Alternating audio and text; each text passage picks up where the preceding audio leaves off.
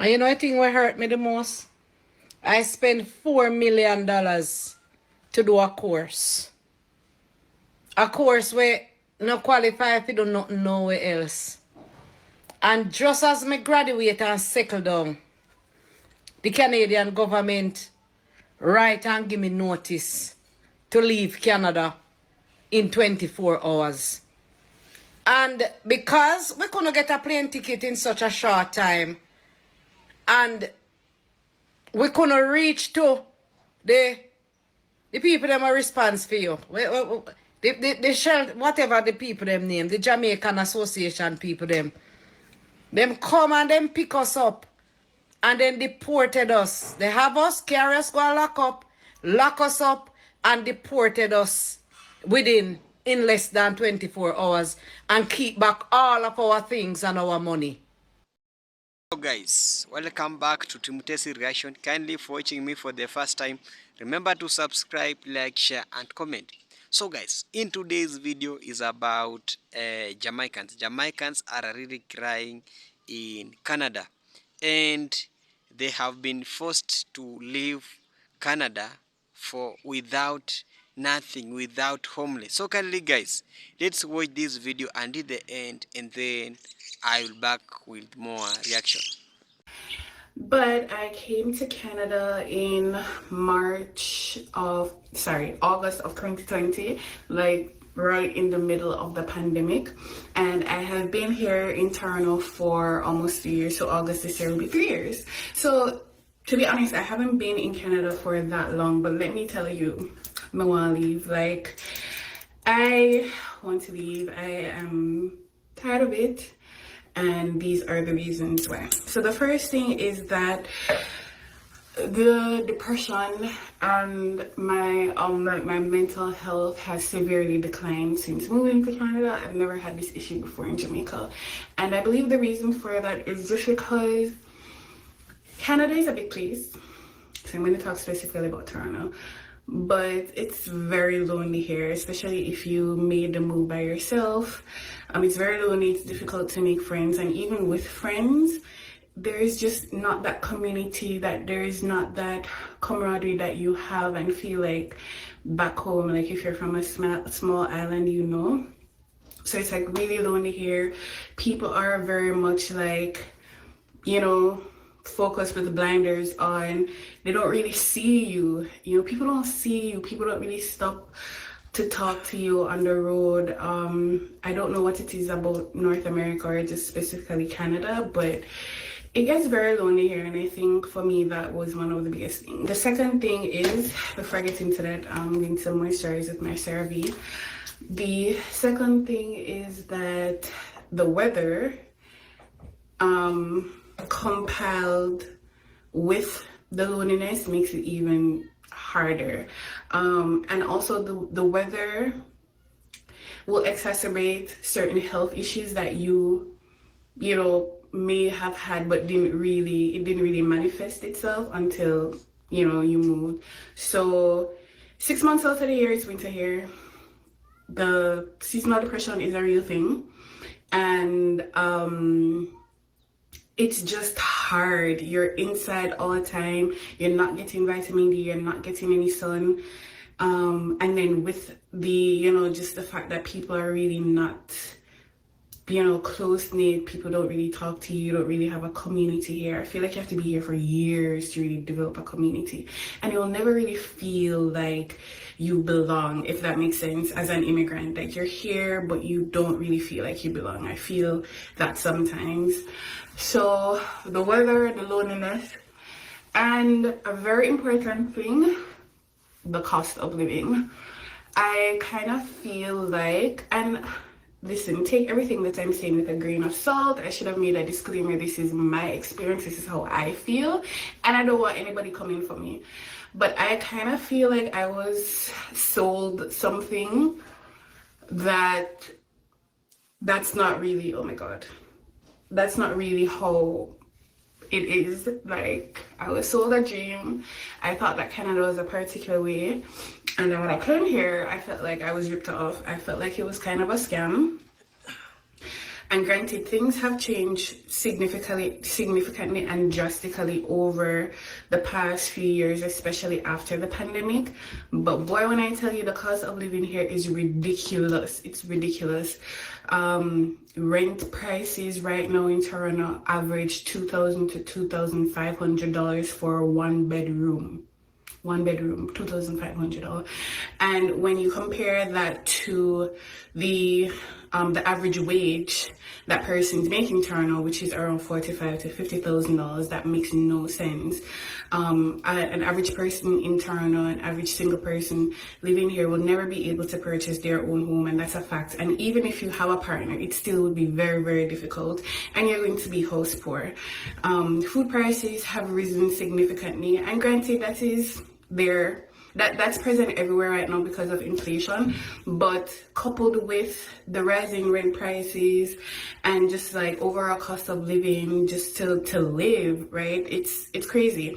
So I feel like at this point, like I made the move for like to get a better life and new opportunities and stuff like that. And to me, it's like it's not really working out the way I thought that it would be. So I'm like, why am I here? The point of all of this was to come to make a better life, like to be able to afford certain things that I wouldn't necessarily be able to afford if I was in Jamaica.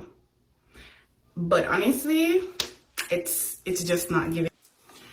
I'm gonna put on sunscreen. So another one of the things that made me really want to move back to Jamaica rather, is just because of the fact that it's also difficult to find a partner. The dating scene really sucks, and when I tell you it is difficult, I've actually done research on why it is so difficult to date in Toronto, or just the pool is empty. I don't know what people are in the pool, but the people them don't make no sense. That's all I have to say about that. It's really difficult to date here and to like find a partner if you are single, and you know that adds to just the loneliness, the sadness, the depression, whatever. Taxes are really high, and that adds to like the overall cost of living. And yeah, like for the most part, I feel like those are the main reasons why it's like so difficult to be here and to adjust and to like see myself here in the long term.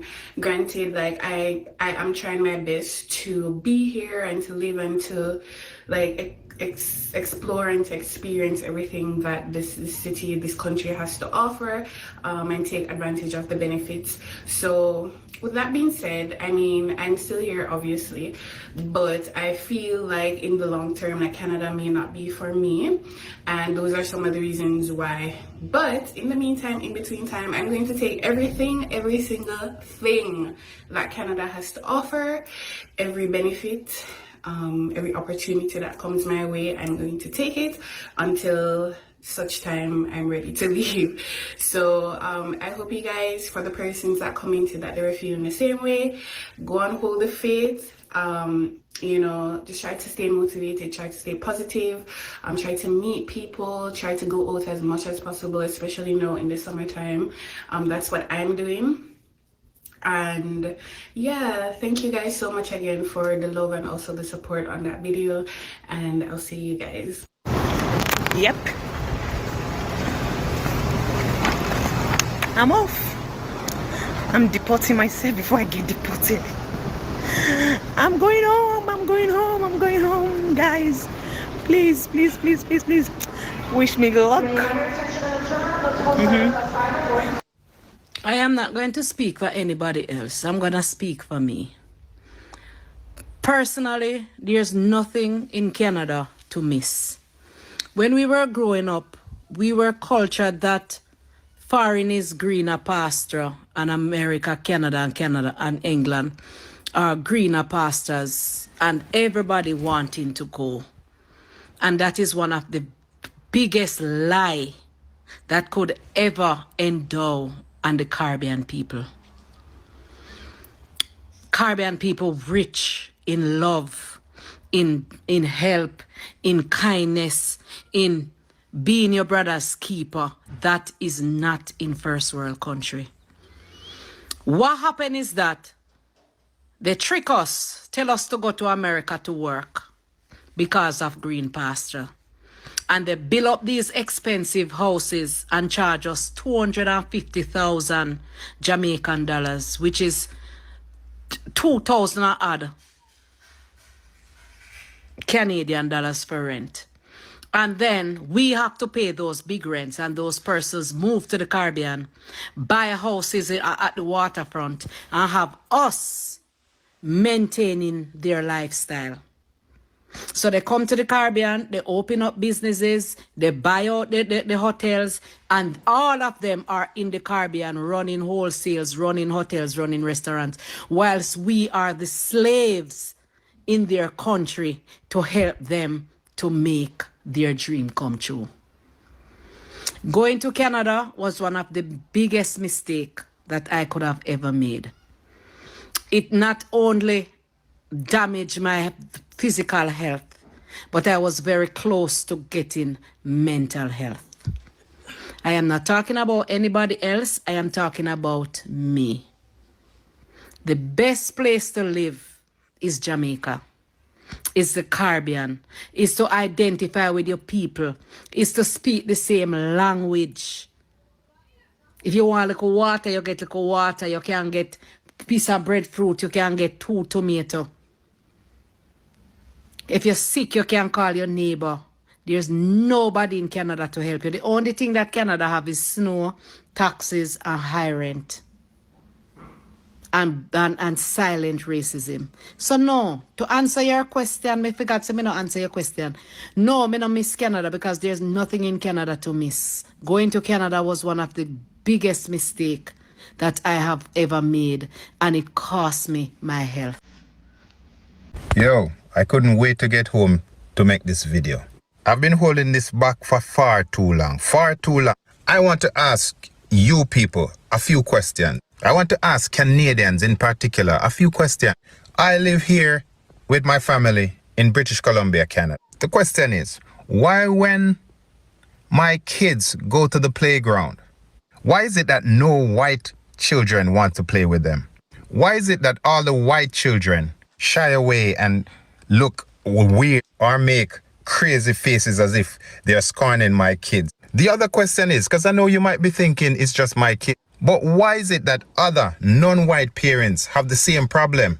What are you people telling your children? It's obvious it's nothing good about non-white people because it's obvious in the children, and this is why racism will never go away. But you know what? I'm not doing this for sympathy or anything. Actually, I don't need any sympathy from anyone. I'm just saying I lived in a few provinces in Canada and I've seen it many times. Many times. Against me, against my wife. But when it's against my children, that's a different story. And I'm not playing around. My Caribbean people, the ones with the brain, not the ones who are trying to conform, not the ones who are trying to fit in, the ones who understand what's going on.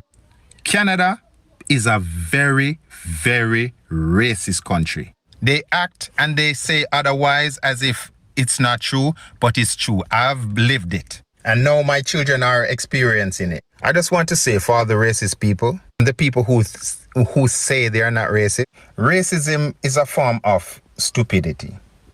Not just ignorance, stupidity. And if you're a racist person, you are a stupid person. I see my little 4-year-old girl going to the playground to make friends. She approached children and she talked to them, make conversation when kids are playing. And if they're not black or if they're not non-white, I should say, then it's a no-no. The kids are like acting as if they're scorning my children. Growing up in Jamaica, I know that kids, not just Jamaica, I'm not stupid. I lived in the States too. Kids play with kids. They don't have to introduce themselves to each other. They just see an opportunity to play. But not these children. What is happening? What is happening? What are the parents doing? What are the parents saying? What are the parents telling the kids about black people, about Indian people, about brown people? What are the children, what are the parents doing? I have a home. I don't have to stay here and let my kids endure all this stupidity from stupid people. This Canadian life is just an experience. My people, don't be fooled. Don't be fooled. I was not fooled. But when things happen to my kids, then that's a different thing. Different story. One thing, I have to say one thing. One thing. Nothing lasts forever. Tables always turn. Remember that. So a lot of my friends and family, particular in Jamaica, asking me what is my experience being in Canada, because they want to make the transition. Now, this video is not to discourage anybody from coming to Canada. If you feel like Canada is a place that you want to come and live and, you know, start your family, feel free. Don't let this discourage you. But I want to share the realities of Canada. I've been here for the last almost 6 years, and Canada has been, it's different from after COVID. Canada has changed significantly in a number of areas, and I'll speak to some of the areas that I think Canada changed a lot in.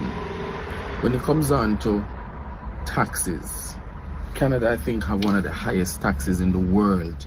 So the more money you earn, the more tax you pay in Canada. It's like the higher you climb, is the higher the government take money out of your pay. So you're paying, as I'm up to 47% of your income in Canada that goes to tax. So it's very, very, very, very tax heavy in Canada. The other thing that I noticed in Canada is that after COVID, the price of food went right through the doors. Like literally, you can go to supermarket with 100 Canadian dollar and you come out back with absolutely nothing. Just two, probably, if you get 2 bags with $100, you get a lot. Food over the last 2 years, particularly 3 years, skyrocket high. The cost of living versus what you're getting for your pay, what you're getting for to buy for food, absolutely ridiculous. The other thing is rent. Now, Canada have this. So before COVID, you could get a 2-bedroom for like 1,100 Canadian dollars, $1,200. Now, after COVID, the same apartment, the apartment that I live on, I got my apartment before COVID, so I got in a very comfortable rate for a 2-bedroom apartment. Now, I have some friends who moved from Jamaica, and there are some vacancies on this apartment, and they live here, and they're paying $1,800 for the same 2-bedroom. And when they move, the landlord charging $2,200 for the same 2-bedroom. So rent in Canada, it's very, very, very expensive.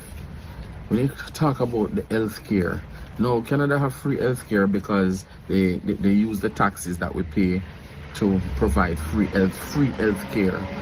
But when you go to the hospital, it's like it's no different from an underdeveloped country where you're waiting hours and hours and hours and hours and hours. Like literally you're waiting for 8 hours. You go to the hospital from 7 a.m. in the morning, you're not getting through, and I kid you not, you're not getting through until around maybe 4 or 5 o'clock in the evening. That's when you actually get to see a doctor, because there is a shortage in the healthcare workers. There is no doctor, and you can't go to a private doctor. You can't say, all right, you have your money, so you're gonna go to a private doctor. Canada not deal with private doctor. The rich, the poor, everybody goes to one hospital. Furthermore, you can't even get a family doctor. There's a 6 months waiting list to even get a family doctor here in Canada. The other challenge with the reality of Canada is, honestly, Canada boring. Canada boring. There is nothing to do. It's good when you have like your own community, that you can have that level of culture. You know, you have the Jamaican community, you have the other ethnic groups who have their community. Community is big. If you don't have a community in Canada, man, Canada is boring. I have nothing to do. So I'm grateful that here we form a nice little community where people can display culture, can talk your language, you can cook your food, and you just feel Jamaican. Without that being present, Canada boring. So a lot of people just work in Canada and save their money so that they can travel to different countries. That's what I've been doing over the last couple of years. Like me, I can't stay 12 months in Canada. It's not possible. It's not possible. Yeah. So at the end of the day, Canada is still good in some instances where, you know, the crime and violence is not as bad. They have good gun laws, but overall, if you're not a strong person, if you don't have community and you don't have the support, Canada is very, very depressing. And I'm grateful to be here, and I'm not discouraging anybody from coming. You can come and you may find it to be good. The other thing is I want to mention is that with this current government, what they're doing, they're reversing a number of the immigration programs that they had for people to get easy access in Canada. So a lot of temporary residents, a lot of people going back to their countries.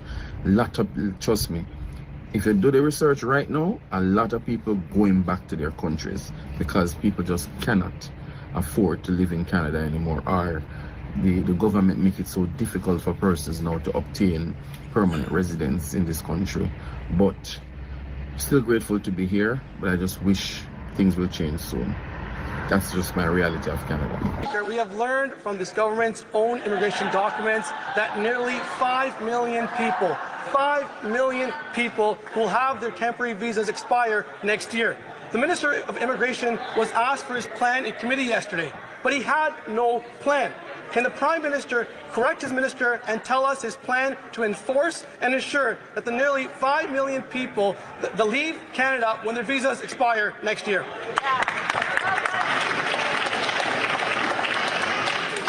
The Honourable Minister for Immigration, Citizenship and Refugees. Let's examine the latest round of hysteria from the Leader of the Opposition, Mr. Speaker. We're talking about 4.9 million documents that apply, sometimes many to one person. These are tourists. These are people, the vast majority of whom leave the country, including artists that come to this country, including Bruce Springsteen and others. Meanwhile, when people's visas expire, Mr. Speaker, they are expected to leave. If they are not, they will be removed. At the same time, the Leader of the Opposition is walking around with the member of Edmonton Millwoods promising not to deport people.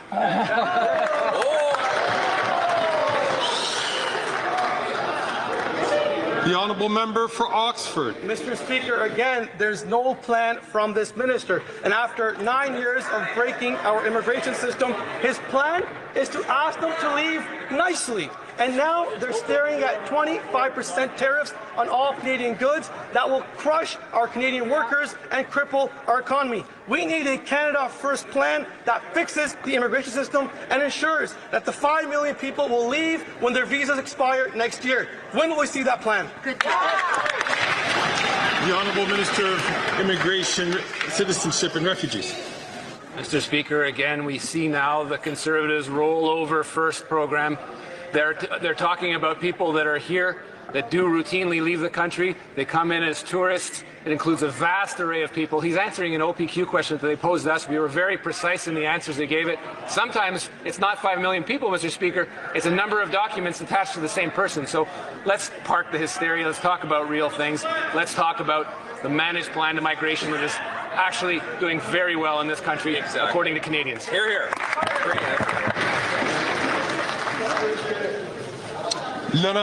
A burgeoning York University track star's dream of going to the Olympics is in jeopardy. The 20-year-old's deportation to Jamaica is scheduled for next week after immigration officials denied his family asylum. Tamari Lindo is one of the country's top-ranked hurdlers. He wants to sprint for a potential spot on Canada's Olympic team, but can't outrun a deportation order. 2019, Tamari arrived in Toronto with his parents and 2 younger siblings from Jamaica. They sought asylum after 3 attempts on his father's life. George Lindo was a government worker who volunteered with the opposition party to get out the vote. He's been shot at and had his neck slashed. I remember when they were running me down, I was praying for God to just, When we were all leaving off to go to school, me and my other siblings, they said they were going to shoot up the car with all of us in us, and it's like I was like traumatized. But Immigration, Refugee and Citizenship Canada has denied the father's claim for political protection. Welcome back. Hope you have watched a very emotional message and crying from our brother Jamaicans. Jamaicans are really crying in Canada, and they have been forced to leave Canada without nothing, without anything. Some of deportation is just happening because of what? I can say because of the racist or because of discrimination.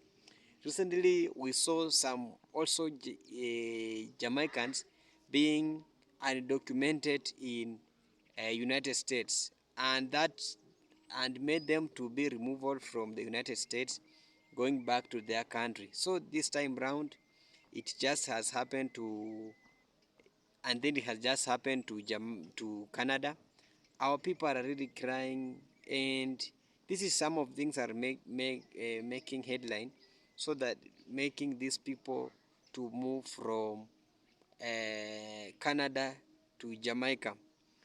Some of the reasons, number one is about the cost of living. I've seen that man really crying that life in Canada is so expensive. He pays a lot of bills. He even managing to get our food is a problem because of what? Because he was given the low wages and low salaries, which can not accommodate him living in Jamaica. You find that these people normally pay a lot of low wages to we are black people, and they discriminate us from other people. So these things, it has made life very tough to us, we as Jamaican living outside in our continent, and people are really suffering outside there in Jamaicans, because I've told that in Canada, a lot of bills just occurred. Somebody is paying electrical bill, medical bill, car bill, road bill. So compared to life in Jamaica, Jamaica has a very simple life.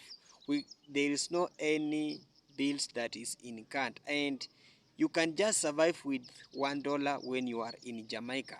But surviving with $1 when you are in United States, in Canada, or those West countries, so expensive to manage. So that has made a lot of now people coming out and really crying, and they just wanted to come back to their countries. Another thing is about racism. A lot of racism is happening in Canada. People are being racist. We know how really these whites likes racist. They normally racist.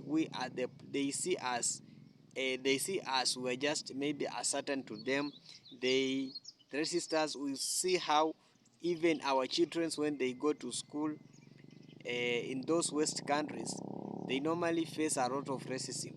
The food that is maybe eaten by white people, it's different for the food that is being eaten by the black people. So that racist has caused a lot of people now crying out and coming out that it's high time we go back to our country, because nowadays freedom is the major thing that we normally follow it, because you cannot leave a country without a freedom. So these people are really crying. And another thing is about deportation of migrants. Canada has followed the suit of United States. When United States came out and announced that the United States is not the dustbin of the black people. So after that announcement, most of people came out starting condemning what Donald Trump did, and we have seen a lot of all the illegal immigrants being deported. We have seen most over 5,000 people being undocumented from United States, forced to come back to their country. They are not living for good. They are living for in a sad moment. They are living without nothing, because when these people try to deport you, they don't want to care if you have a family or if you have a friend. They just come in, they just deport you, you just go without nothing. In fact, They even if they can find even in our border, maybe walking around, there's just default. Because I've been told that we have what we call what we have this ICE. This ICE is the one, is the agent that is being used to deport people from United States coming back to what to Africa. And it has also happened to what we call in Canada. So these people, they normally use those bodies to deport people. They don't care if you have food. But that's what the unity that we have now in Africa. When our brothers are really suffering there, it's good that they come back to our motherland, because Africa and Jamaica is just their friends, and we are just one color. So we must receive them with a lot of wisdom, with a lot of energy, welcoming back, because they have been suffered outside there. You find that somebody, I've told that in Canada,